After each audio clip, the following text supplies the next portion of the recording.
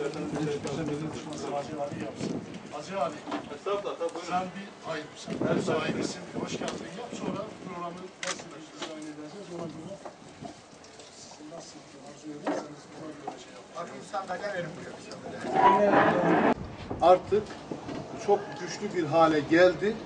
Hatta benim ifademle diyorum ki üniversite bardağı taştı, doldu, taşıyor.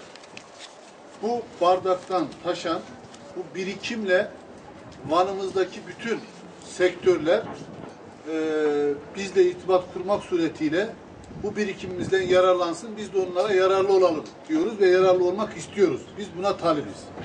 Ve hep şunu söylüyoruz, diyoruz ki biz rahatsız edilmek istiyoruz.